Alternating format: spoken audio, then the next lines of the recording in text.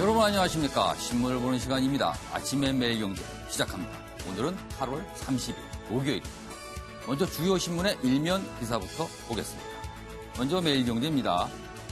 연소득 7천만 원 초과 부부 합산 소득입니다. 7천만 원 초과 전세 대출 못 받는다 이렇게 돼 있습니다. 정부가 최근 집값 급등과 관련해서 집에 대한 주택에 대한 수요를 억제하기 위한 대책을 내놨는데 이겁니다. 전세 대출을 7천만 원이 넘을 경우는 받지 못하게 하겠다. 그리고 다주택자도 포함이 되고요. 10월부터 적용을 하겠다고 합니다. 다음 신문 보겠습니다. 한국일보입니다. 경제 투톱 만남이 뉴스가 되는 아이러니. 경제 투톱 큼지막하게 사진이 나와 있습니다. 장하성 청와대 정책실장 그리고 김동연 경제부총리. 54일 만에 두 번째 정례회동 어제 만났는데요. 정부 고위 관계자가 두 손 한들. 경제 투톱이 만나는데 누가 두 손을 해야 만나는 겁니까? 이 자체가 비정상적인 상황이라는 걸 말해줄 수 있습니다. 다음 신문 보겠습니다. 조선일보입니다. 6.12 이전으로 되돌아가는 미국. 6.12 미국 북미 정상회담을 말하는 건데요. 북한은 선 비핵화 조치를 거부하고 있고요. 미국은 한미 연합훈련을 재개하겠다. 이런 입장을 밝혔습니다. 6.12 전에 있었던 상황 그대로 다시 반복되고 있다. 이렇게 우려를 하고 있습니다. 다음 신문 보시죠. 경향신문인데요. 날씨 얘기군요. 오늘도 도깨비 폭우. 도깨비 폭우다. 종잡을 수 없다는 뜻이겠죠. 수도권 강원의 최고 400mm 물폭탄. 임진강 인근 연천 파주 홍수 경보. 요즘요 매일 저녁에 있으면요 문자를 받습니다. 주의보, 경보, 외출하지 마. 언제까지 받아야 되는 걸까요? 걱정입니다. 오늘 저와 함께 신문을 보실 네 분 소개해드리겠습니다. 윤영걸 전 매경닷컴 대표 나오셨고요. 김윤철 경희대 교수, 김효은 한반도 평화포럼 기획실장, 이경환 변호사 나오셨습니다. 안녕하세요. 안녕하세요. 네. 날씨가 축축해서 그런가요? 굉장히 습합니다.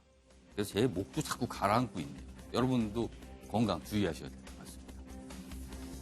자, 먼저 북한 기사부터 좀 시작해 보겠습니다.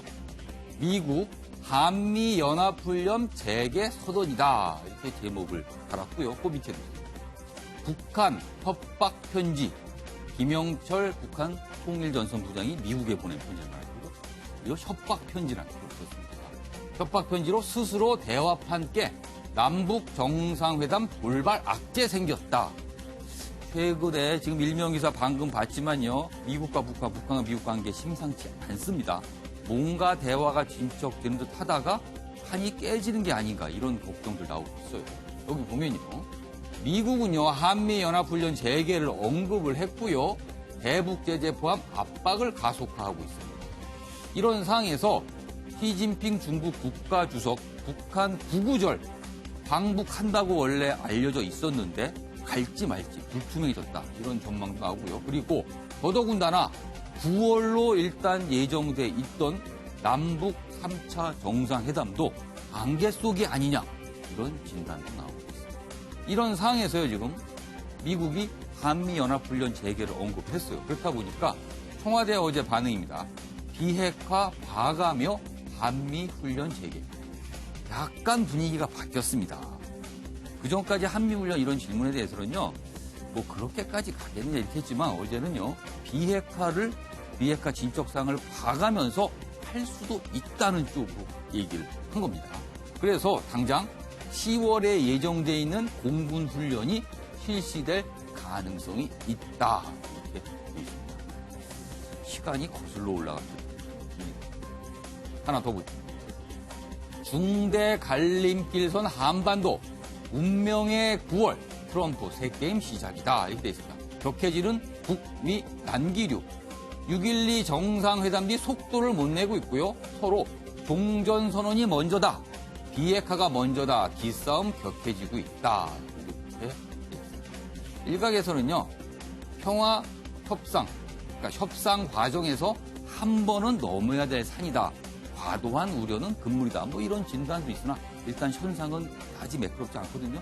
자, 이 한겨레 신문은요, 이제 트럼프 미국 대통령의 의도를 좀 분석을 해놨습니다. 여기 뒤에 보면 이렇습니다.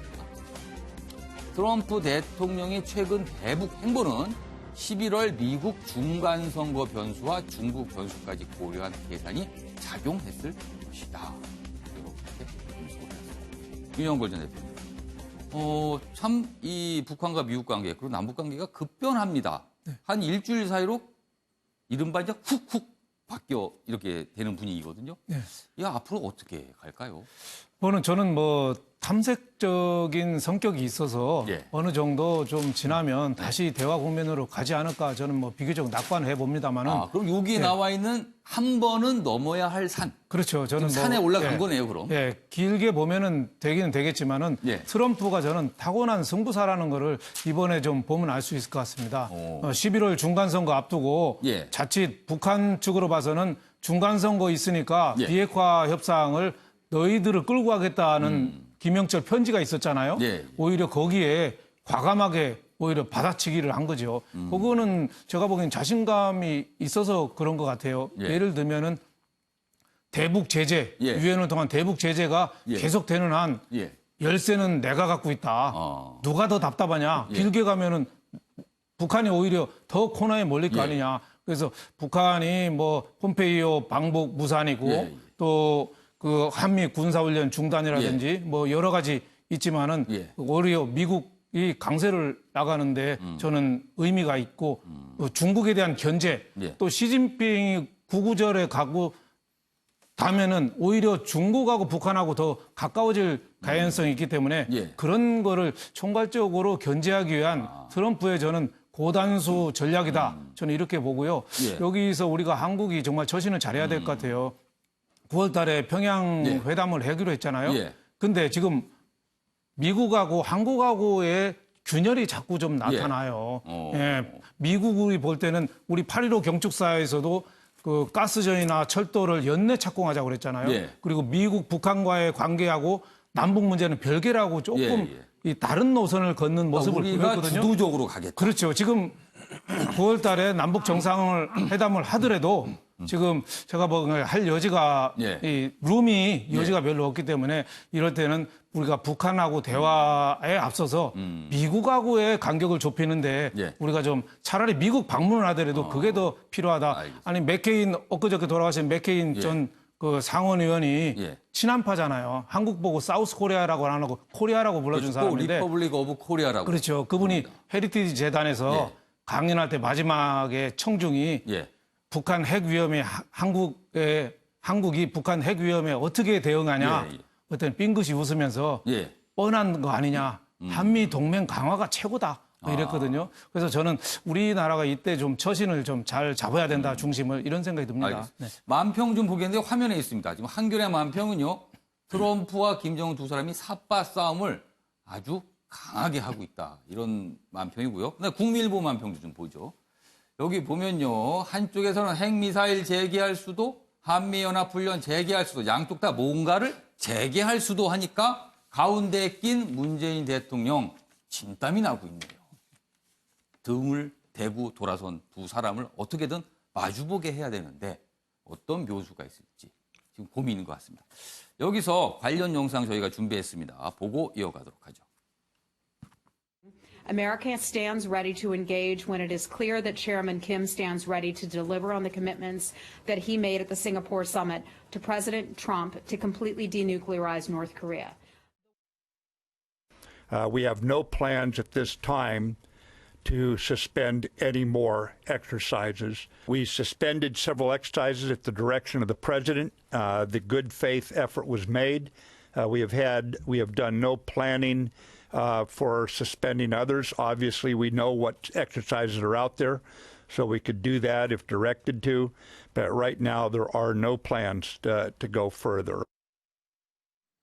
지금 영상으로 미국의 입장, 미국의 반응을 들어봤는데요. 반면에 북한은요, 별다른 반응이 없습니다. 날짜가 꽤 지났는데 침묵이거든요.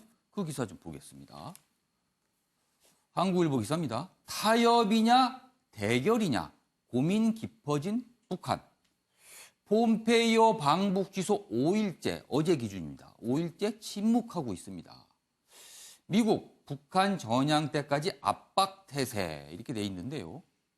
북한은 기관지를 통해서 이런 입장 정도만 밝히고 있습니다. 신뢰 없이 적대해서 못해요.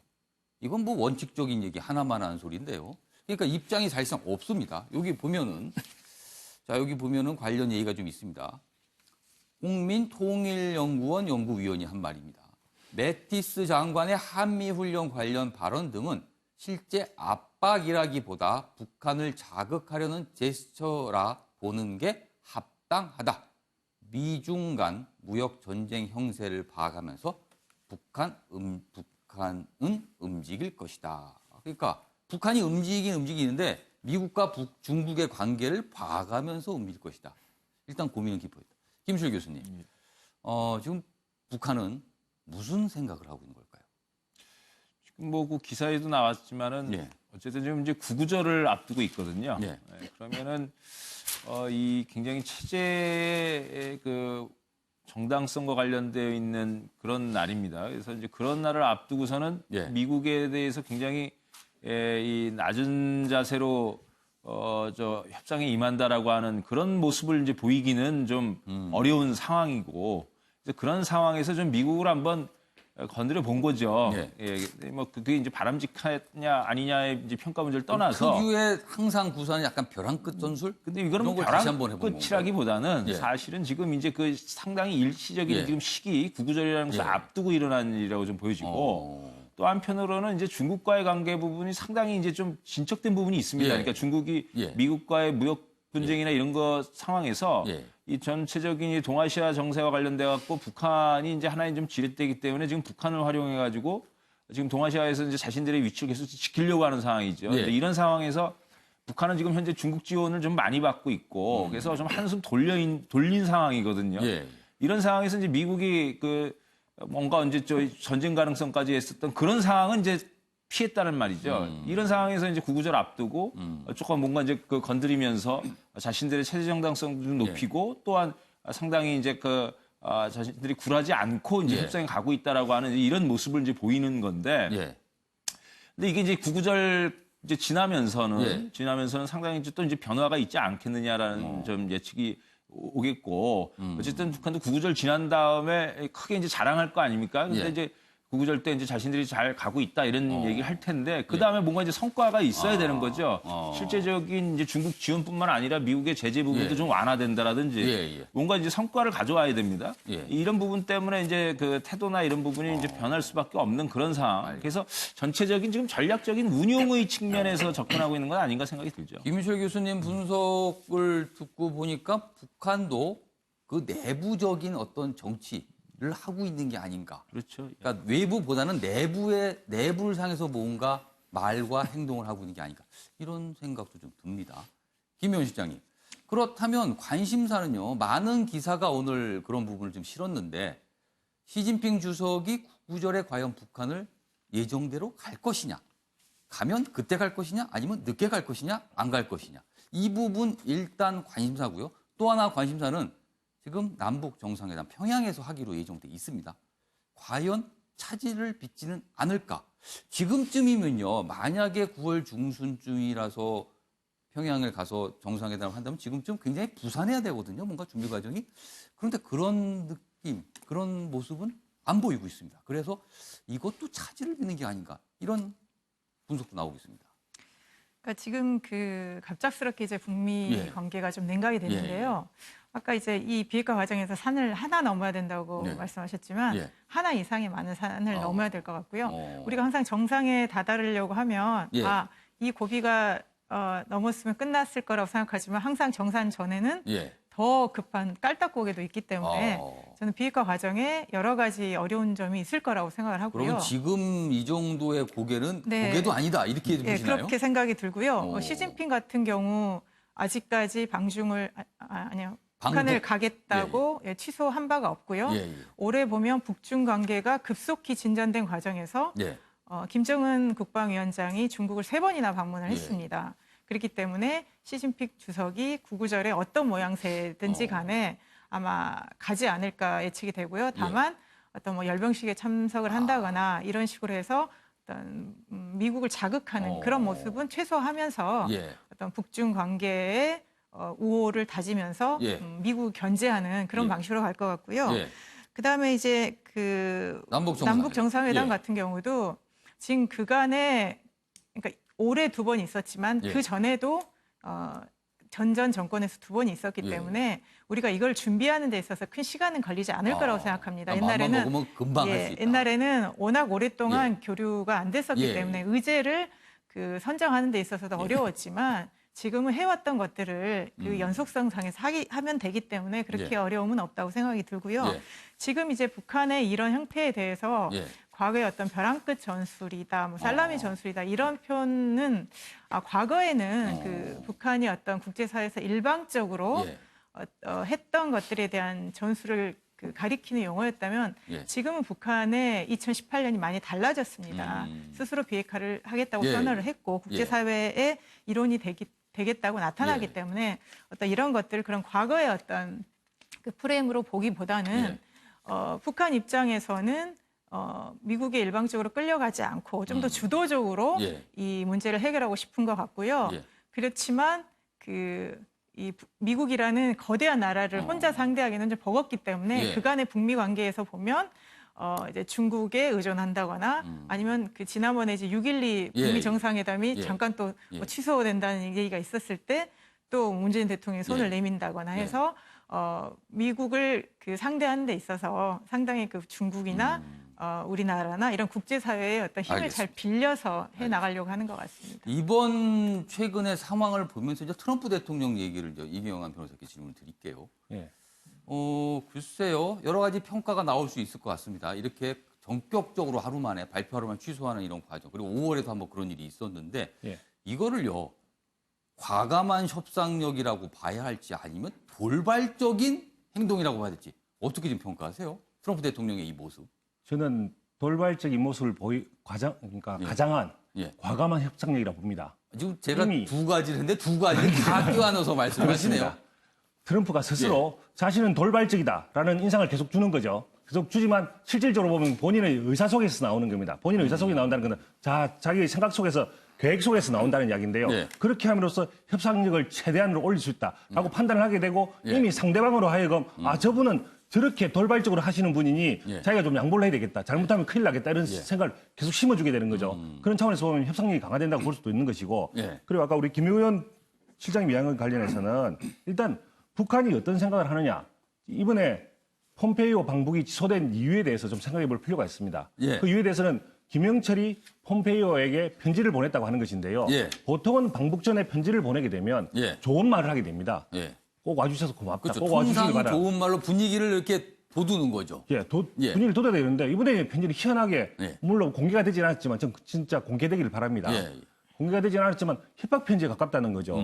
협박 편지라는 것은 손님을 앞에 불러놓고 야 와서 이렇게 제대로 안 해주면 깨겠다 이런 이야기 아니겠습니까? 그 일부러 깨기 위해서 그렇게 했을 리는 없을 거고 분명히 북한은 나름대로 생각을 판단을 했는데 그것이 오판이었다는 이야기입니다. 오판이었다는 이야기 무슨 이야기냐면 계산을 잘못한 거군요. 그렇습니다. 이런 편지를 보냈을 때 미국이 거기에 응할 것이다 라고 생각을 하게 했었다는 것인데 왜 그렇게 생각을 했느냐. 아무래도 본인은 과거와 달리 5월 달과 달리 지금은 중국과 러시아 심지어 한국까지 미국과의 어떤 공동 보조가 깨짐으로써 자기가 어떤 협상의 위에 있는 거 아닌가 이렇게 판단하게 된 거죠. 거기서 더 이상 줄 것은 없고 얻기만 하겠다는 식으로 협박 편지를 보내다 보니 트럼프가 그것은 받아들일 수가 없다. 가서 빈손으로 가고 가기 전부터 이렇게 편지를 보내온다는 것은 협상을 하지 말자는 이야기 아니냐. 당연히 협상을 깰 수밖에 없는 거죠. 갈 수가 없게 되는 것이고 이런 과정에서 또 북한의 속내는 제가 보기에는 지금 협상의 교착점에 와 있는 이유는 핵시스 리스트와 핵탄두 반출에 관련된 것인데요. 이 부분은 이전에 어떤 주고받기 하는 것들은 전부 다 삿바싸움, 아까 삿바싸움 이야기를 했는데 사실은 몸풀기에 불과합니다. 이제 협상은 번개도 올라갔었고요. 비핵화의 의지를 보이는 것은 핵시스 리스트와 핵탄두를 반출하느냐 안 하느냐 이 부분이 있는 것인데 이 부분에 대해서 아직까지 해야 될 생각을 아직 가지고 있는지 없는지가 아직 불투명하다는 겁니다. 그 부분은 예를 들어서 핵시설 리스트라도 준다면 전체 핵이 이만큼 있구나. 그리고 그중에 핵탄두 하나를 반출하게 되면 북한이 핵을 비핵화 의지가 조금은 있구나. 이런 생각을 하게 되는데 지금까지는 그런 어떤 본질적인 부분에 접근하지 않고 있기 때문에 이 부분에 대해서 미국이 의심하고 있는 것으로 보여집니다. 북한이 방북, 그러니까 폼페이오 장관의 방북을 앞두고 편지를 보내서 그런 약간 협박적 내용을 밝혔다. 그런데 그거를 트럼프 대통령이 취소시키면서 일거에 뒤집었다. 만약에 그런 과정이 진짜 있었다면요. 트럼프 대통령의 협상술은 대단해 보이기도 합니다. 그런데 같이 일하는 참모들은요. 참 힘들겠습니다. 그렇게 확확 바뀌기 때문에. 이번엔 정치 기사로 좀 넘어가 보도록 하죠. 매일경제 기사입니다. 이해찬, 계산된 동진, 박정희 고향서 첫 현장 회의. 이렇게 됐습니다. TK 예산 정책 특별 관리할 것. 어제 구미에 가서 회의를 열고 이런 얘기를 했습니다. 그리고 지방 민생 행보, 호남보다 먼저다. 그리고요, 2020년 총선에서 TK 지역의 의원 배출을 시키겠다. 이런 야심도 있다. 이렇게 분석을 했습니다. 자, 그럼 여기 잠깐 나왔습니다. 호남보다 먼저. 그렇다면요, 민주당은 아무래도요, 호남 쪽이 정치적인 기반이거든요. 그렇다면 이렇게 TK로 가서 여러 가지 특별 관리하겠다라고 TK에 구애를 하는 이해창 대표의 모습을 호남은 어떻게 생각할까요? 여기 보시죠. 그 얘기가 좀 있습니다.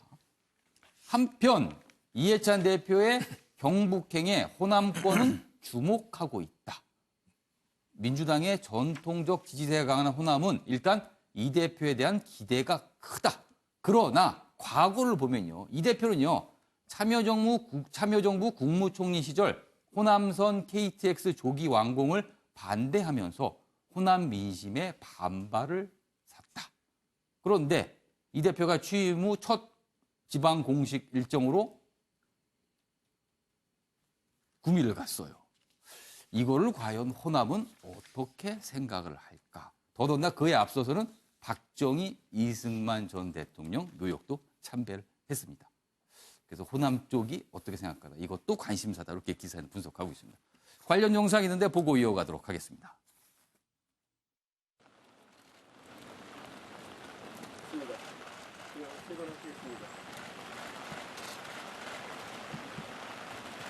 이제 분단 시대를 마감을 하고 평화 공존의 시대로 가는 길목에 있습니다. 그런 차원에서 두 분에게도 이해를 표하는 게 좋겠다는 생각이 들어서 참배를 했습니다. 이제 우리 당이 전국적 국민정당으로 대구 경북에 대해 책임을 져야 한다는 지역 요구에도 부응하기 위해서 첫 번째로 찾아왔습니다.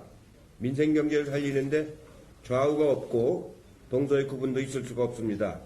대구 경북 지역을 특별관리지역으로 지원을 하도록 하겠습니다. 윤영걸 전 대표.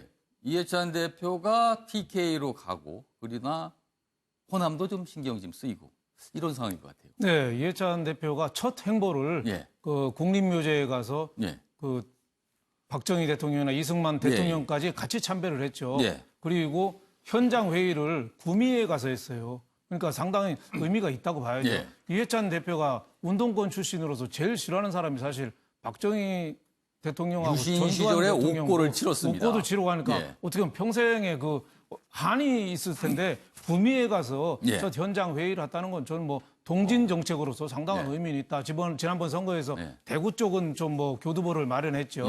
김부겸 의원이라든지 배출했지만 아직 TK 지역은 없잖아요. 그래서 전국 정당을 표방하는 쪽에서는 저는 상당한 의미가 있다. 그리고 호남에서 조금 예민할 수는 있죠. 과거 문재인 대통령도 호남 비하 발언했다고 해서 아주 애먹었거든요. KTX 총리 때 호남 가는 거를 또 좀 방해한 좀 반대한 측면이 있어서 뭐 본인은 약간 뭐 억울한 측면도 있겠지만 아무튼 그렇게 예민하게 비춰졌습니다. 되겠지만 제가 보기에는 뭐 이번 일정이 또 호남도 가고 또 충청도도 오고 또 부산도 가고 다 전국을 한 바퀴 도니까 그런 점에서는 뭐 통 큰 저는 뭐 그 협치의 행보다 이렇게 예. 좋게 평가를 합니다만 예. 다만 하나 좀 지적하고 싶은 거는 예. 동진 정책만 하지 말고 예. 진짜 어려운 선거법도 좀 바꾸고 선거법이요? 그래서 예. 그러면 영남을 얻으려면은 호남을 좀 내줘야죠. 그래서 군소정당도 좀 살게 숨통 좀 쉬게 이제 한 지역이 석권하는 거 이런 거 없애려면 내 거부터 좀 내놔야 되거든요. 그래서 선거법도 좀 바꾸고 대선거제는 중선거제로 가든지 뭐 비례대표를 좀 바꾸든지 바꿔야 되고 또 하나 저는 지방 행보에 예. 앞서서 내부부터 좀 먼저 주스러라. 내부요. 예, 지금 규제개혁 대통령이 얘기했는데 예. 민주당 집권당이 의원이 지금 반대해서 인터넷 은행 그 지분 규제까지 그렇죠. 지금 오늘까지도 지금 안 있습니다. 되고 있잖아요. 예. 그것도 정무위는 어느 정도 합의가 돼도 저 다른 상임위원회 예. 그 있죠. 몇몇 의원들 제일경 예. 의원이나 예. 몇몇 의원이 반대해서 좌초 위기에 있는데 예. 그런 국회의원들 불러가지고 예. 내가 취임 후에 처음으로 좀 규제 완화 대통령 지시한 것 좀 예. 가려고 그러는데 이거나 좀 협조해줘라고 좀 어깨 좀 두드려 줘야 되지 않나요? 지금 지방 돌아다닐 때가 아니라고 봅니다. 이해찬 대표가 그 문제에 대해서는 어떤 생각을 갖고 있는지. 물론 뭐 당에는 또 당대표 말고 원내대표가 있기 때문에 약간의 묘하긴 하지만 그 부분도 굉장히 좀 해결할 문제가 아닌가 싶기도 합니다. 원내대표도 중요하지만 예. 당대표가 책임지고 해야죠. 이거가 만약 인터넷 예. 규제가 예. 해결이 안 되면 예. 문재인표 규제 개혁은 사실 굉장히 힘들다고 봐야죠. 과거 손톱 및 가시 전봇대 규제 된 게 없잖아요. 이번 붉은 깃발법이라고 문재인 대통령이 했는데 문재인 대통령을 뒷받침해야 될 정당에서 야당은 지금 해주겠다는 거 아니에요? 지지 정당에서 못하니까 그럼 앞으로 알겠습니다. 할 일이 없다고 봐야 됩니다. 네. 이번에도 좀 글쎄요. 관심 정치라고 표현을 할까요? 어떻게 표현할까요? 이분 얘기도 좀 해보죠. 자유한국당입니다. 홍준표 페북서 당권 도전 시사했다. 한국일보 기사는 이렇게 평가를 했네요. 총선 프레임이 중요하다. 이런 말을 SNS상으로 글을 올렸습니다. 그러자 일각에서는요. 벌써 나서나. 여기서 벌써라는 거는 전당대회를 염두에 두고 한 말이거든요. 벌써 나서나 이런 반응이 있답니다. 여기 보면요. 방미중인 홍준표 전 자유한국당 대표. 미국에 있으면서도 이렇게 페이스북에다 글을 열심히 올리더군요. 여기 보면 한반도를 둘러싼 정세가 급속히 얼어붙자 다시 페북 정치에 시동을 거는 모습이다. 하지만 당내에서는 홍 전 대표의 재등장에 대한 우려 목소리도 여전하다. 그럼 페북에다가 뭐라고 썼을까요? 정치판은 프레임 전쟁이다. 상대방의 프레임에 갇혀 이를 해명하는데 급급해 허우적대다 보면 이길 수 없다. 그리고요, 여기 있습니다. 저들의 프레임에 다시는 말려들지 말아야 한다. 여기서 말하는 저들은요, 뭐 떠오르시겠죠? 어떤 저들인지. 자, 그리고요. 그러나 당내 반응은 또 이렇습니다. 그러나 대선과 지방선거에 가장 큰 책임 있는 홍 전 대표의 조기 복귀에 우려의 시선은 여전하다. 자, 이규환 변호사. 예. 한국당에 몸담고 계시니까 지금 한국당 분위기는 홍 전 대표를 바라보는 한국당의 시각 어떻습니까? 진짜? 예, 그 나름대로 공헌이 있지만 또 막말 국민들이 받아들이기에 막말로 받아들인 측면들이 좀 있어서 이 부분들에 대해서는 어떤 당에서 많은 이야기들이 오고 가고 있습니다. 그래서 그런 부분들에 대해서 이제 홍준표 전 대표 자체가 본인께서 이미 앞으로는 그런 부분들은 자제하겠다라고 이야기를 하고 있고 실제로 그렇게 이야기를 했기 때문에 그런 부분들에 대해서는 앞으로 수정이 가능할 거라고 보여지고요. 그렇다면 홍 전 대표요. 지금 뭐 정치권에서 예상하기로는 내년 초쯤에 자유한국당 전당대회 통해서 새 당대표를 뽑을 것이다라고 일정을 지금 전망하고 있는데 홍 전 대표 당대표에 다시 도전할까요? 어떻게 보세요? 저는 아마 지금 김병준 비대위 체제인데요. 김병준 비대위 체제가 어떻게 안정화되느냐에 따라 좀 달려있다고 봅니다. 정치적 상황에 따라 변동이 있다고 보는데 저는 홍 대표께서 그 당의 전체 그리고 당의 역사, 미래를 보고 적정하게 판단하지 않을까 싶습니다. 무슨 뜻이냐면 본인이 당의 기한 측면 그리고 당이 본인이 어떤 반성하듯이 어떤 잘못된 부분에 대해서 충분히 이해를 따지고 있기 때문에 자기가 과연 나서야 될 때인지 아닌지에 대해서는 그 시점이 오면 판단하지 않을까 생각을 한번 해봅니다. 그렇다면 결국은 잘 모르시겠다는 그 말씀이신 것 같기도 한데 어려운 질문이었습니다, 사실. 자, 요 기사 아까 일면에 잠깐 봤습니다. 구체적으로 내용을 들어가 보겠습니다. 장하성, 김동연 나왔습니다. 늘 보는 사이인데 시선 집중 이렇게 됐습니다. 장하성 어제 두 사람이 만났습니다. 이렇게 손을 꽉 잡으시죠. 그랬더니 김동연 부총리가 이게 왜 뉴스인지요? 이렇게 얘기를 했어요.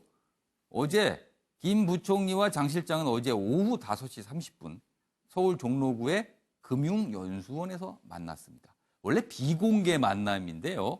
언론에서 여러 가지 얘기를 좀 요구를 했거든요. 그래서 앞부분만 살짝 공개를 했습니다. 그 영상이 있는데 보고 이어가도록 하겠습니다.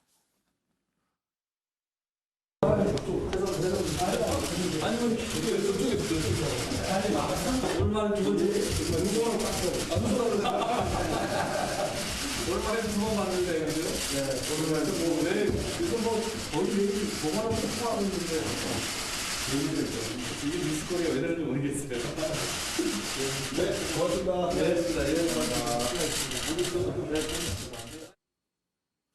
어제 두 사람은요, 경제 상황에 대해서 의견을 주고 받았다 이런 얘기가 나오고 있습니다. 그리고 내일입니다. 당정청 회의에서 다시 한번 또 만날 예정이다 이렇게 돼 있습니다.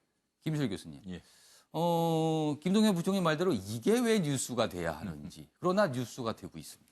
예, 뭐 당사자가 뭐 뉴스를 예. 선택하는 건 아니니까요. 예. 뭐 이제 그 언론 환경이나 뭐 예. 국민적인 여론들이 이제 뉴스를 만들어내는 예. 건데 지금 어쨌든 지금 계속 이제 그 관심을 갖고 있고 예. 그 국민들이 또 한편으로는 이제 그 사임 이제 표명설도 나왔었던 예. 상황이고 그래서 예. 좀 이제 그 다시 그 또 사임 이제 표명 자체가 이제 그 장 실장과 두 분 이제 관계 문제 때문인 거 아니냐. 물론 거기에서 김동연 부총리 쪽 측에서 이제 부인했습니다. 예. 뭐 그런 거 얘기한 적 없다. 그런 설이 이제 계속 나오니까 예. 뭔가 이제 그림을 좀 그려야 할 필요성도 있었던 것이고 또 한편으로는 지금 정부 차원에서도 그렇고 뭐냐면 대통령도 나서셔가지고서는 소득주도 성장 이제 시비에 대해서 뭔가 굉장히 적극적으로 대응을 하고 있거든요. 이때 이제 관료에 대한 이제 그 관료층에 대한 관리도 있지만 또 한편으로 소득주도 성장이 이제 저 김동연 총리가 이제 나가버리면 부총리도 나가버리면 이게 굉장히 이제 어려워지는 측면이 있는 거죠. 이제 그게 결국은 이제 그게 문제가 돼서 이 내부가 정부 내부가 이제 분열됐다 이렇게 이제 그림이 그려지니까 그래서 저런 좀 뭔가 이제 대응의 차원에서 저런 그림을 그린 것 같고 또 한편으로는 두 분도 이제 저렇게 싸우면서 사실은 계속 생각들을 조정해 가고 뭔가 이렇게 정부 차원 내에서 생각을 같이 해가지고 가는 그런 이제 지금 현재 국면으로 접어든 것도 맞는 거 아닌가 이런 생각이 듭니다. 알겠습니다. 김의원 시장님. 저게 이제 뉴스가 되는 걸 보면 좀 민망하기도 한 게 지금 우리나라에서 그러니까 남북이 만나는 것보다 더 뉴스가 될 만큼 지금 이제 두 분의 그렇죠. 이게 이제 뜨거운 것 같습니다. 비중으로 보면 뭐 이산 가족이 만나는 것만큼 비중이 있어 보입니다. 네, 그런 것 같습니다. 근데 지금 이제 소득 주도 성장을 둘러싼 이제 이 논쟁이 굉장히 뜨겁기 때문에 이런 관심이 높은 건 사실이지만 이제 국민들 볼 때는 과연 지금 이 논쟁의 내용이 무엇인지는 다 사라졌고요. 이게 옳은지 뭐 틀린지 그리고 두 사람이 싸우는지 그리고 이게 너무 정치권에서 그 논쟁이 과해서 지금 정쟁으로 가는 경향이 있어요. 특히 최근에 통계청장 그 교체와까지 맞물려서요. 그래서 통계청장이 그렇게 논란의 중심에 선 게 아마 처음인 것 같습니다. 네. 그래서 이런 것들이 과연 누구를 위한 좀 논란이고 논쟁인가를 다시 좀 한번 우리가 원점에 생각해 봐야 될 것 같습니다. 특히 경제라는 게 뭐 단장 답이 있는 것도 아니고 과거도 보면 우리가 항상 뭐 성장이냐 분배냐 이런 논쟁 속에서 많은 것들을 허비했기 때문에 진짜 국민들한테 이 내용이 무엇이고 지금 어떻게 가고 있는지 그리고 정말 반대쪽에서 주장하는 게 뭔지를 좀 정확히 설명을 한 후에 좀 판단할 수 있도록 했으면 좋겠습니다. 다음 기사 좀 속도 좀 내보도록 하겠습니다. 그동안 꽤 논란이 됐던 내용입니다. 쌍둥이 딸 1등 교무부장 수차례 혼자 문제 정답 검토. 서울교육청이요. 강남 A 고교에 대해서 감사를 벌였습니다. 그리고 결론은 경찰에 수사 의뢰를 했는데 내용이 이렇습니다. 서울 강남의 A 고교에서 현직 교무부장 B씨의 쌍둥이 딸이 문이과 전교 1등을 차지해 논란이 된 사건에 대한 감사 결과 서울교육청입니다. B씨가 이 교무부장 B씨가 다른 교사가 없는 곳에서 장시간 혼자 시험지와 정답지를 검토한 것으로 확인됐습니다. 역시나 했는데 이런 일이 있었다. 이런 반응이 나오고 있어요. 그리고요. 다만 시험 이후 정답이 바뀐 문제가 있는데 쌍둥이 자매가 똑같이 정정 전 정답을 적었다는 소문은 다소 신빙성이 떨어지는 것으로 이렇게 또 여기는 조사 결과 나왔고요. 그리고요. 또 한 가지 사실이 있습니다. 이 문제의 A 고교는요. 이 교무부장 B 씨가 자녀의 재학 사실을 알면서도 아무런 조치를 취하지 않았다는 거죠. 이 교무부장 B 씨와 그다음에 자녀 둘이 이 학교에 있어서 이른바 이제 상피제 뭐 이런 걸 좀 피해야 되는 게 아닌가 했는데 이 학교에서는 그걸 알고 있으면서도 아무런 조치를 취하지 않았다. 이 사실도 드러났다. 그래서 여기 있습니다. 서울시 교육청 관계자는 감사만으론 시험 자료 유출 여부를 명확하게 알 수가 없어서 경찰에 수사 의뢰하기로 오늘 수사 의뢰하기로 했다고 합니다. 자, 그럼요. 여기서 박진아 아나운서가 전하는 자세한 이야기 듣고 이어가도록 하겠습니다. 어제 서울시 교육청이 시험 문제 유출 의혹이 불거진 A여고 쌍둥이 자매 전교 1등 논란에 대해 감사 결과를 발표했습니다. 교무부장인 아버지가 같은 학교에 재학 중인 쌍둥이 자녀 학년의 시험지를 검토해온 걸로 확인됐는데요. 최근 A여고에선 교무부장 아버지를 둔 쌍둥이 자매가 동시에 전교 1등을 해 논란이었습니다. 1학년 때 성적이 하위권이었는데 2학년이 돼선 각각 문과 1등, 이과 1등을 차지했는데요. 그런데 이 쌍둥이 자매의 아버지가 학교의 교무부장이라며 아버지가 시험 문제를 미리 알려줬을 거다, 이런 의혹이 제기됐습니다. 이에 서울시 교육청이 특별감사를 진행했는데요. 감사 결과 정답이 잘못돼 나중에 정정된 시험 문제에서 수정되기 이전의 정답을 두 자매가 나란히 적어냈다고 합니다. 또 지금까지 쌍둥이 자매가 6차례 정기시험을 치렀는데요. 이 검토의 결재와 모두 교무부장이 한 걸로 드러났습니다.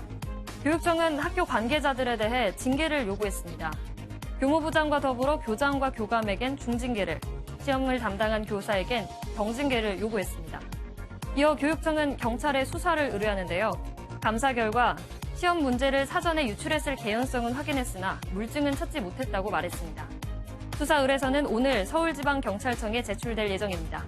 지금까지 박진아의 이슈톡이었습니다.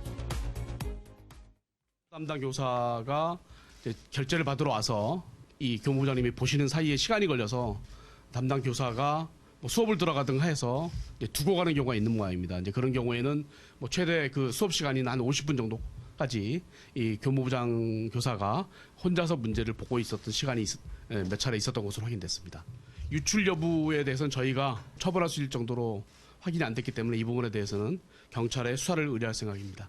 이 학교의 학업성적 관리 지침 위반을 확인해서 그 부분에 대해서 교무부장 포함해서 교장 교감해서 중징계 요구를 할 생각이고요.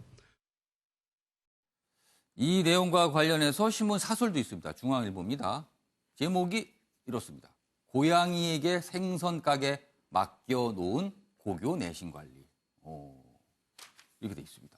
여기 보면요. 문제는 이런 행위가, 지금 방금 서울시 교육청에서 발표했던 그 내용입니다. 이런 행위가 교육청 지침 위반인 사실을 알면서도 교장과 교감이 방관했다는 점이다. 이게 문제다. 고양이에게 생선 가게를 맡겨놓은 무책임한 처사다. 그리고요. 고교에서 시험지 유출 논란은 이번만이 아니다. 지난 6월엔 광주의 한 고교에서 행정실장이 중간 기말고사 시험지를 복사해 학부모에게 건넨 사실이 드러나기도 했다. 이광환 변호사. 예. 물론 우리나라 입시가 워낙 치열하고요. 그리고 수시라는 제도 때문에 내신이 중요하기 때문에 이런 일이 벌어지긴 하지만 그건 별도로 하더라도 고교에서 내는 성적, 이거는 100% 믿을 수 있어야 되는 거 아닙니까? 예, 당연한 이야기죠. 예.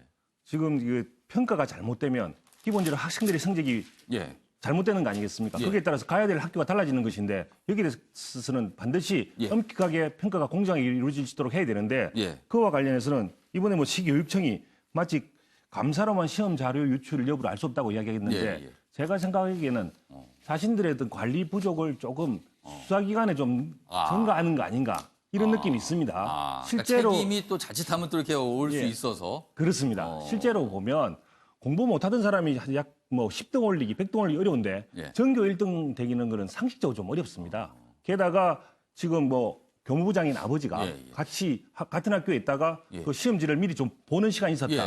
최대 50분이나 됐다. 그리고 또 뭐 약간은 뭐 신뢰성이 없다고 하지만 어쨌든 오답도 동일하게 나왔다는 보도도 있고요. 그런 측면을 본다면은 제가 보기에는 정황적으로 반드시 시험 자료 유출된 거 아닌가라고 충분히 볼 수 있는데 그렇게 평가를 하지 않고 마치 수사기관을 통해서 알겠다라고 하는 것 자체가 본인들의 관리 책임을 좀 넘기는 것 같고요. 이와 관련해서는 앞으로 예방책으로서는 뭐 상피제도 이야기를 많이 하고 그건 당연한 이야기고요. 부모와 자식이 같은 학교 다니면 아까 뭐 고양이한테 생선을 맡긴 게 얘기인데 고양이한테 생선을 맡기는 걸 근본적으로 차단해야 되겠죠. 그렇다고 본다면 상피제도를 통해서 다른 학교를 가는 게 맞는 것 같고 두 번째는 근본적으로는 아마 저게 업무방해죄로 보통 처벌되는 걸로 알고 있는데 업무방해죄는 법정형이 좀 낮습니다. 그래서 이와 같이 시험지를 유출한 경우에는 직접적으로 처벌하는 어떤 규정을 새로 만들어서 좀 엄격한 처벌을 해야 되지 않을까. 그것이 왜냐하면 지금 아까 뭐 앵커께서도 얘기하셨지만 배신 관리가 워낙 중요하기 때문에 계속적으로 발생되지 않습니까? 그래서 법정형을 좀 강하게 해서 또 예방 조치를 취하는 것도 맞을 것 같습니다. 한 가지 좀 정황적으로, 글쎄요, 정황 증거로 할까요? 좀 뭐 상황을 좀 알 수 있는 게 지금 문제가 된 게 학교 내에서 보는 교내 시험 아닙니까? 그렇다면 그 학생들이 교외 시험, 이른바 이제 모의고사 같은 경우, 이런 시험을 봐서도 1등에 가까운 성적이 나온다면 본인들 실력을 증명하는 거고요. 만약에 너무나 차이가 많이 난다면 그때는 약간 정황이 이상하다. 이것도 조금 어떤 배경이, 바탕이 될 수 있지 않을까 생각이 듭니다. 다음 기사 좀 보겠습니다. 전관의 길 거부, 영원한 현역으로. 이 제목만 봐서는요, 무슨 군인 얘기 같기도 한데요. 군인 얘기가 아니고요. 대법관, 전직 대법관 얘기입니다. 박보영 전 대법관, 사법 사상 첫 시골 판사로 새 출발을 한답니다. 대법관 정도를 보통 통상하시면 대형 로펌에 거액을 받고 가는 일이 그동안 참 많았습니다. 그렇죠. 그런데 이 박보영 전 대법관은요, 고향 여수서 소액 재판 담당 판사를 하기로 했답니다. 고액 연봉 마다하고 자원, 정관예우 세상에 강한 울림을 주고 있다. 자, 그렇다면 박보영 전 대법관은 어떤 생각에서 이런 결정을 하게 됐을까요? 여기 있습니다. 대법관 출신이 1심 재판을 직접 담당하면 재판의 신뢰도가 높아지는 등 긍정적 효과가 기대된다. 굉장히 단순한 이유지만 매우 중요한 이유 같습니다. 윤용걸 전 대표님. 울림이 확실히 있을 것 같습니다. 저는 저 박보영 전 대법관을 굉장히 이 시대에 어떻게 보면 훌륭한 사람이라고 봅니다.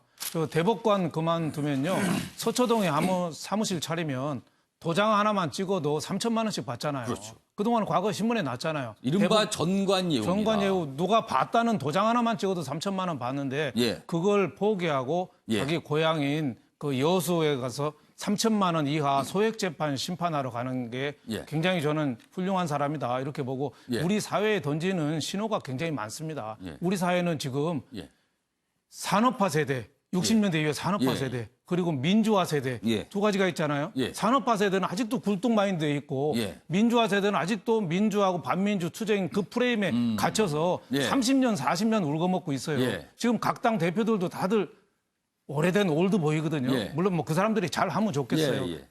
나가야 될 사람들 우리나라 지금 안 나가고 있어요. 그래서 저렇게 고향으로 좀 내려가서 봉사하는 모습을 보이면 굉장히 좀 우리가 신선해질 거다. 프랑스 왜 젊은 저 총리가 개혁하잖아요. 캐나다도 그렇고 젊은 사람들이 좀 앞장서서 할 수 있게 박보영 저런 분 같이 고향으로 내려가서 헌신하는 모습 굉장히 전 좋아 보입니다. 노무현 대통령도 그런 면에서 고향 내려간 건 잘했지만 나중엔 비극적으로 끝나긴 했지만 그런 시도들이 우리나라 장관들, 총리들요. 다 광화문에 사무실 얻고 있어요. 그리고 로펌이나 회계법인, 뭐 어디 기업체 사회이사에서 맨날 그 손 벌려서 얻어먹고 살고 개각 얘기 나오면 내 이름 좀 하마평이 좀 넣어달라고 왜 내 이름이 거론이 안 되냐고. 그러신 분이 있습니까? 그런 분은 전화를 꼭꼭 해요. 왜 내 이름이 빠졌냐고. 총리까지 한 사람도 내 이름 하마평이 내달라고 하는 게 우리나라 실정이거든요. 있는 사람들이 포기를 안 해요. 그래서 저는 박보영 전 대법관이 이 시대의 가장 훌륭한 사람으로 저는 생각합니다. 그런 분들하고는 확실히 뭔가 결이 다른 것 같은데. 근데 문제는요. 이렇게 울림을 주는 인물에 대해서 꼭 정치권이 영입을 한다. 뭐 모셔야 된다. 꼭 이러거든요. 이렇게 울림을 주는 분, 열심히 자기 일 하시는 분 그냥 정치권에선 내버려 두시는 게 도움을 주는 게 아닌가 합니다. 혹시 정치권에 계신 분 또 이런 마음 지금 방금 드신 거 아닌지 모르겠습니다. 다음 기사, 이번엔 경제 기사 좀 몇 개 보겠습니다. 국세청 6번째 부동산 세무조사. 360명 탈세 의혹이다. 부동산, 지난해 8.2 부동산 대책 이후 6번째 부동산 세무조사. 그러니까 최근에 이제 집값 급등과 관련해서 이제 국세청도 어느 정도 이제 역할을 한다. 이런 내용일 텐데, 여기 보면요. 사례들이 좀 나와 있네요. 지금 세무조사. 33억 아파트 취득 20대. 20대가 어마어마한 돈을 벌지 않은 다음에야 33억 아파트를 살 수 있는 능력이 없지 않겠습니까? 뭔가 좀 수상하다. 그리고 14억 아파트에 당첨된 10대. 세무조사를 좀 받을만 하네요. 내용들이 보니까. 그렇습니다. 그리고 옆에 관련 기사가 있습니다. 국세청이 또 조사하는 대상 중에는요, 이런 내용도 좀 있네요. 이렇게 돈을 모아서 이제 부동산을 샀다는 건데, 그럼 돈을 어떻게 모았을까? 세금 피하려 ATM 증여, 신종 수법 등장. 자칫 저희가 이 기사에서 또 이런 수법을 알려드린 게 아닌가 싶어서 좀 조심스럽긴 한데, 좀 굉장히 특이한 사례라서 저희가 좀 그래도 좀 읽어보겠습니다. 여기 있습니다. 어떤 방식이냐면요. 이 씨가 아들에게 거액의 자금을 불법 증여하기 위해 떠올린 수법은 현금 입출금기 ATM이다. 계좌 이체를 하면 과세 당국에 적발이 되니까 이 씨는 자신의 계좌에 있는 자금을 아들이 ATM과 창구를 통해 수백 차례 현금으로 인출하도록 했다. 그리고 신도시 부동산을 다수 취득한 것. 참 기발합니다. 이거는 글쎄요. 이게 또 어떻게 적발됐는지도 의문이긴 한데, 김의원 실장님. 아무튼 부동산 집값을 잡기는 잡아야 된다. 너무 과한 면이 있으니까요. 아직까지도 이런 식으로 해서 이렇게 탈세를 하시는 분이 있다 그러는데 좀 놀랍습니다. 그러니까 저는 이제 부동산 관련 이게 네. 기사를 볼 때마다 되게 자괴감이 느껴집니다. 자괴감이. 네. 예. 왜 나는 이렇게 뭐 돈도 없지만 예. 나는 네. 뭐 했을까? 예. 그리고 워낙 이제 집값이 높아지는, 그래서 뭐 저 같은 생각을 갖는 사람이 뭐 많을 텐데요. 예. 특히 이런 정말 기상천외한 방법까지 이렇게 예. 나오는 걸 보면 예. 역시 돈이 많은 사람들은 머리가 좋아서 돈을 잘 벌었구나, 굴렸구나, 이런 생각이 들고요. 예. 조금 전에 박보영 전 대법관 미담에 참 훈훈해졌다가 예. 또 이런 기사를 보면 우리 예. 사회의 굉장히 어두운 모습이고 예. 이런 것들이 굉장히 우리 사회가 아직 공정하지 못하다는 어떤 예. 하나의 또 증거인 것 같습니다. 예. 그래서 정말 정상적으로 돈을 벌고 예. 거기에 대한 세금을 내는 것이 예. 자연스러워야 되는데 예. 아직까지도 이런 그 어떤 탈세가 예. 어떻게 보면 당연시되고 끊임없이 새로운 어떤 그 수법을 만들어내는 것이 참 이제 부적절한데, 이런 것들이 정말 전반적으로 사회가 좀 신뢰 사회, 공정 사회로 가는 데 있어서 예. 좀 철저하게 좀 해야 될 것 같습니다. 알겠습니다. 이번에도 경제 기사인데요. 그동안 계속 논란이 됐던 내용입니다. 하필 논란 붙은 이때 비정규직 통계 바꾸기로. 이것도 통계청 관련 얘기인가 봅니다. 일자리위원회가요, 통계청에 공고를 했는데요. 임신, 육아, 질병 등 사유로 시간제 근로 뗀 비정규직에서 제외하도록 하라. 했으면 좋겠다라고 권고를 했답니다. 이렇게 하게 되면요, 비정규직 숫자가 많이 줄어든다고 합니다. 그렇다면 일자리가 좀 나아졌다는 이런 통계가 나오게 되거든요. 여기 좀 자세히 있습니다. 여기 보면은요, 여기 있습니다. 내년부터 임신, 육아 등 사유로 일시적인 시간제 근로를 하는 정규직은 비정규직 통계에서 제외하는 방안을 추진하기로 했다. 지금까지는 이런 분들이 비정규직으로 잡혔는데 이게 비정규직이 빠지게 되거든요. 그럼 비정규직이 아무래도 숫자가 줄어드는 효과가 있다. 그래서 지금 문재인 정부에서 일자리를 굉장히 강조하고 있는데 그것도 양질의 일자리. 그다음 비정규직이 줄었으니까 정책 효과가 있는 거 아니냐라는 걸 뒷받침할 수 있는 통계가 나올 수 있다. 이렇게 지적을 하는 기사입니다. 김실 교수님, 어떻게 보세요? 이건 그러니까 하필 글쎄요, 이 일자리위원회는 이게 그동안 바꿔야 될, 손질할 필요가 많이 있어서 이번에 한 거다 했는데 하필 지금 꽤 논란인 시점에서 이게 나와서 또 기사가 됐습니다. 예, 그렇습니다. 뭐 일부러 의도적으로 일자리 이제 늘어났다, 뭐 이제 정규직이 좀 뭐 증대했다 이런 걸 보이기 위해서 했던 것 같지는 않습니다. 이게 지금 사실은 학계에서도 그렇고 비정규직을 어디까지에서 경계를 설정할 그렇죠. 거냐에 대해서 굉장히 논란이 있었거든요. 다만 또 한편으로는 이제 문제의식도 맞습니다. 그러니까는 고용 안정성이 보장되어 있는데 임신이라든지 뭐 육아 문제 때문에 휴직한 것을 비정규직으로 간주했다는 원래는 이거 자체가 좀 정규직인데 잠시 일시적으로 이게 이상했던 거죠. 그래서 바꾸는 건 맞다고 보고요. 근데 이제 이게 하필 왜 지금 이제 그랬느냐? 근데 이제 이게 우리 사회나 이게 정부 운영이나 여러 가지 연구기관이나 이런 그 위원회나 등등 이런 부분들이 다 지금 뭐 정세 상황을 보면서 하는 게 아니라 그 하기로 되어 있던 일들을 자꾸 이제 해나가는 건데 이게 이상하게 때가 지금 좀 이렇게 묘해서 되는 거 아닌가 싶습니다. 그래서 그 내용적인 측면에서는 뭐 이게 무슨 조작이나 이런 부분이 아니기 때문에 그래서 뭐 그 문제될 건 아닌데 이 부분에는 뭐 이제 충분히 그런 차원에서 해명을 하면 뭐 오해가 풀릴 문제 아닌가 싶습니다. 이경환 변호사. 하실 말씀이 있으시다. 한마디만 하겠습니다. 저는 일자리위원회는 일자리를 만들려고 만든 위원회 아닙니까?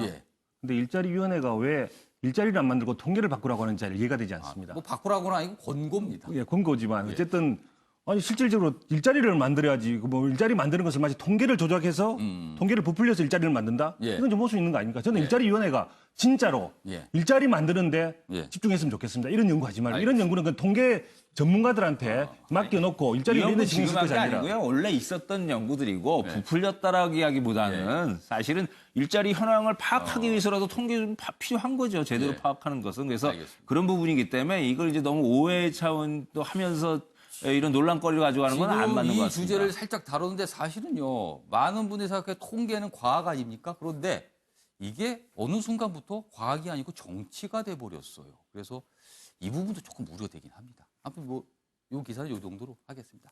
자, 이번엔 신문에 실린 사진 한 2장 준비했습니다. 보시죠. 오, 누굽니까? 노래방 주인이죠? 아주 끔찍한 살인사건을 저지른 피의자의 얼굴이 공개됐습니다. 이름은 변경석입니다. 경기 남부지방경찰청이 너무나 참혹하고 문제가 되기 때문에 피의자의 얼굴을 공개하기로 결정해서 신문에 이렇게 실렸습니다. 진짜 기사 내용이요. 방송에서 전해드리기는 너무나 끔찍해서 그냥 얼굴만 보여드리고 넘어가도록 하겠습니다. 다음 사진 보시죠. 자, 젊은이들이 줄을 길게 서 있습니다. 긴 줄의 끝에 내 자리가 있을까? 어제 서울에서 금융권 취업 설명회 박람회가 있었습니다. 취업 면접, 취업 상담을 위해서 기다리는 젊은이들의 모습이거든요. 지금 일자리난 참 심각합니다. 더군다나 이른바 좋은 일자리. 금융권은요, 좋은 일자리의 대명사거든요. 그 일자리를 가기 위해서 저렇게 길게 줄 선 젊은이들. 어떻게든 많이 일자리 얻었으면 하는 바람입니다. 자, 그러면 옆에 제가 자리를 좀 옮겨서 이번에 좀 가벼운 기사 좀 보겠습니다. 시간이 빨리 갔는데 너무 묵직한 기사들만 다뤄서 약간 분위기가 가라앉았습니다. 보시죠. 날씨 얘기인데요.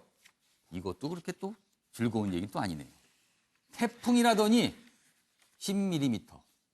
그런데 호우경보는 뒷북. 기상청 8월에 구력이다. 이렇게 돼 있습니다. 28일 경보 늦어 퇴근길 시민들이 분통을 터뜨렸다 이런 얘기가 있고요. 근데 기상청은요. 기습폭우는 상상도 못했다 이렇게 설명을 합니다.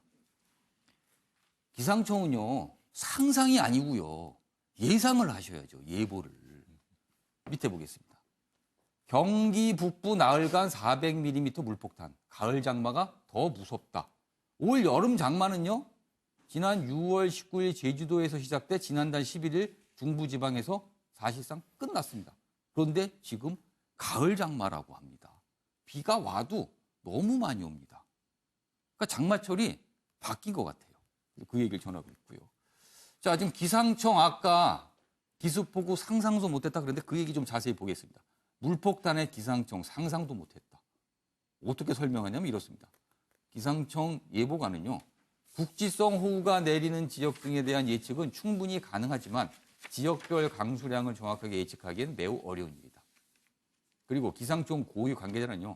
당황스러움을 넘어 상상하지 못한 현상이라고 놀라움을 표현했다. 윤영골 전 대표님, 네. 최근에 기상청장도 바뀌었습니다. 상상의 문제가 아닙니다. 이건 예보를 해야 되는 문제거든요. 그렇죠. 예, 지난번에 태풍부터 좀 빗나가기 시작했어요. 예. 물론 뭐 정확한 자연 현상을 정확한 예측은 하기 어렵지만 수도권으로 강타한다. 그래서 완전히 뭐 청와대도 뭐 지하 벙커에서 회의 준비를 했다는 얘기도 있을 정도로 단단히 준비를 했는데 그게 또 빗나갔는데 그리고 끝난 줄 알았는데 계속 지금 비가 오니까 저도 지난 주말부터 휴가 가가지고 내내 우산 쓰고 다녔어요. 우산도 작은 우산이 아니라 제일 큰 우산을 쓰고 다닐 정도로 비를 홀빵 맞았거든요. 그래서 기상청 예보국장이 그랬대요. 입이 딱 벌어질 정도로 당황스럽다. 그러니까 너무 비가 많이 오니까 가을 장마인데. 아니 기상청에 계신 분이 입이 딱 보일 정도로 당황스러우면은 일반 시민들은 그러니까 어떡합니까? 예측을 못한 거죠. 지금 뭐 서울 시내도 뭐 침수가 되고 할 정도인데 여기에 대해서는 저는 뭐 그래도 우리 정부보다는 좀 낫지 않느냐 생각이 들어요. 경제학자하고 기상청 예보관하고 어느 학자가 그러더라고요. 다른 점. 기상청은 그래도 비가 오면 온다고는 중계방송을 한다 이거예요. 근데 경제학자는 비가 온 한참 뒤에 가서 비가 왔더라. 이 정도밖에 못 한대요. 근데 우리 지금 정부는 비가 오는데도 비가 안 온다고 지금 우기고 있어요. 난 통계청장 바꾼 것도 그거라고 보는데요. 장관 바꾸고 나중에 통계청장 바꾸잖아요. 근데 청장부터 바꾸는 게 이런 건 상황이 들어서 저는 기상청 물론 질타도 받아야 되고 월급 받고 뭐 하냐고 혼도 내고 싶지만 그래도 뭐 능력이 부족하면 어떡하겠습니까? 근데 현상이 나타나는데도 지금 소득주도 성장이 맞다고 우기는 어제 제가 아는 사람이 장하성 청와대 정책실장의 와튼스쿨 선배라고 하면서 저한테 편지를 보내왔어요. 교수, 학생, 학교에만 있던 시민단체 출신이 경제를 너무 어렵게 끌고 가서 정말 가슴이 답답하고 미어진다. 우리나라 취업난 어떠냐, 어떡하냐 이런 식으로 편지를 보내는데 제가 조금 빗나가긴 했습니다만은 그래도 일기예보하는 사람 너무 비난하지는 마시라 이런 말씀 하고 싶습니다. 날씨 얘기를 하다가 통계 얘기를 가서 경제 얘기까지 한번 훑어봤습니다. 아침에 매일 경기는 폭이 넓습니다. 알겠습니다. 2년간 변호했는데 더 이상 변론은 안 맞는다. 이유는요. 지쳤다. 힘들답니다. 여기 있습니다. 쉬지 못해 심신이 지친 것이 가장 큰 이유다. 이렇게 밝혔습니다. 뭐 구체적으로 논평할 게 없을 것 같습니다. 옆에 기사 보죠. 함승이 전용 강원랜드 카드 2장 8,800만 원 결제. 전 강원랜드 사장이죠. 그런데 지금 법인카드 사용 논란이 꽤 있어요. 한 날 한시 다른 곳 사용. 손 씨에게 한 장 양도 가능성. 여기 손 씨는요. 이 함승이 전 사장과 관련이 있는 포럼 올해 사무국장이라고 합니다. 카드가 한 날 한시 다른 곳 사용. 손 씨에게 한 장 양도 가능성. 법인카드를 쓴 게 여기 보면 민주당 유동수 의원이 주장인데요. 비서실 보유 3장과 다른 카드 내역 확인했다. 아니 이 법인카드가 뭔가 묘하게 지금 쓰여 있다. 그래서 이게 논란이 되고 있다. 이런 내용입니다.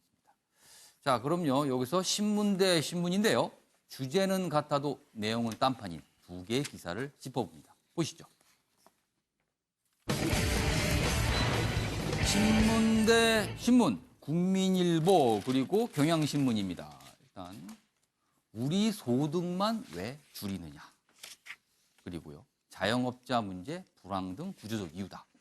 두 개의 신문이 최근에 소상공인 자영업자 논란에 대해서 약간 다르게 설명을 하고 있는데요.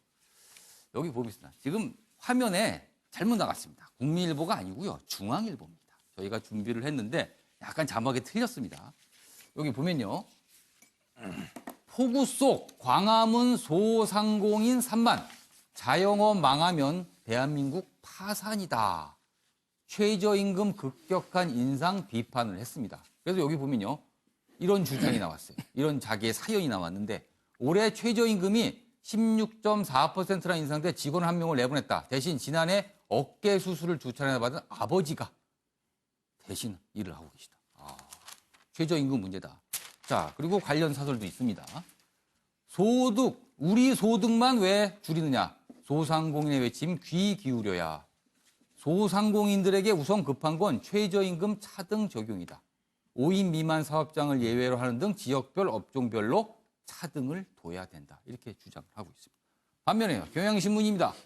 최저임금 폭탄 이런 주장도 소개했지만 임대료가 문제다. 자영업자들 두 갈래 목청이 있다라고 소개를 했습니다. 어제 자영업자들이 집회를 열었거든요. 그 사진과 함께 이렇게 돼 있습니다. 자, 관련 기사를 하나 더 보도록 하겠습니다. 여기 보시면 사설입니다. 일시적 지원만으로는 자영업자 문제 풀기 어렵다. 자, 경향신문은요, 지금 최근에 문제를 이렇게 분석하고 있습니다. 한국 자영업의 구조적인 문제가 너무 많아서 발생하는 것이다. 어려움을 겪는 자영업자들이 숨 쉴 수 있도록 지원하는 것은 당연하다. 그러나 그것만으로는 자영업 문제를 해결할 수 없다. 구조적인 문제를 해결하기 위한 중장기 대책이 필요하다. 이렇게 얘기하고 있습니다. 자, 윤영걸 전 대표님. 네. 최저임금이 직접적인 타격이냐 아니면 구조적인 문제가 이전부터 있었느냐. 최근에 자영업자들의 어려움에 대한 진단이 다르기 때문에 이 신문들이 계속 다르게 나오거든요. 네. 어느 쪽에 더 공감이 가세요? 구조적인 문제가 크죠. 구조적인 문제가 있었는데 예. 전체 종사자 중에 25.4%가 자영업이잖아요. 예. 이 비율은 미국의 4배, 일본의 2.5배예요. 예. 그러니까 너무 많은 건데 그동안은 쭉 쌓여온 누적된 거죠. 근데 예. 울고 싶은데 뺨 때린 거죠. 최저임금제가. 예. 소득주도 성장이라는 게 원래 경제학에서는 임금주도 성장인데 그건 기업에서 하는 건데 우리나라는 거기다가 자영업을 최저임금제에다가 넣어서 소득주도 성장으로 예. 바꿨잖아요. 그래서 예. 2년 동안 30%를 올리니까 가뜩이나 경기가 나쁘고 구조적으로 어려운데 더 확대가 된 거죠. 근데 임대료가 문제다. 그거는 약간의 일부분에 그건 장사 잘 되는 데가 문제고 전체적인 건 아니다. 어제 야당 의원이 임대료 문제 얘기하니까 자영업 데모하시는 분들이 나가라고 그랬거든요. 그거는 일부 잘 되는 데 문제고 전체적인 거는 최저임금이고 구조적인 거다 이렇게 봅니다. 네. 시간이 한 2분 정도 남아서 한 분씩 한 30여 초씩 시간이 돌아가도록 하겠습니다. 김실 교수님. 예. 분명히 이제 구조적인 문제인 거는 맞습니다. 그러니까 자영업자 60%가 자기 인건비도 못 가져간다는 건 상당히 오래된 얘기였거든요.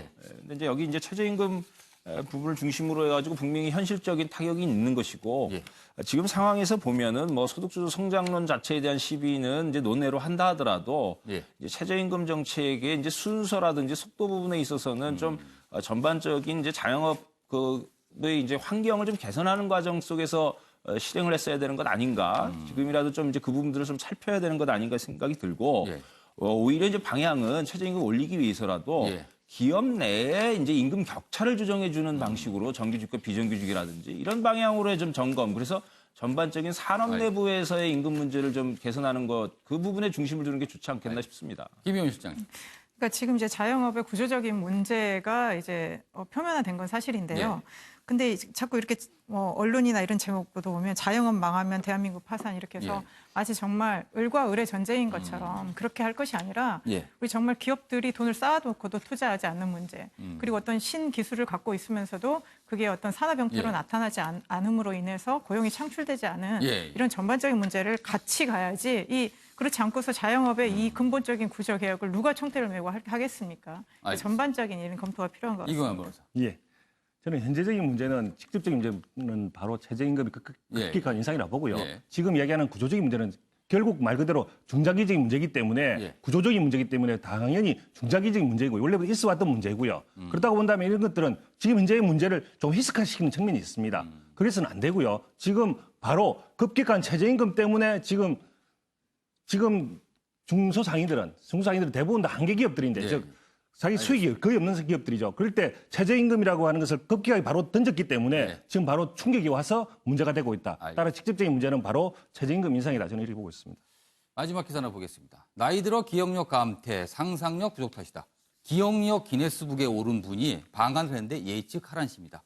500개 숫자를 순식간에 외우는데 이분이 상상력이 부족하면 기억력이 나빠진다. 이렇게 진단을 했습니다. 상상하시면 기억이 좋아진답니다. 아침의 매일 경제 오늘 신문 보기는 여기까지입니다. 시청해주신 여러분 고맙습니다.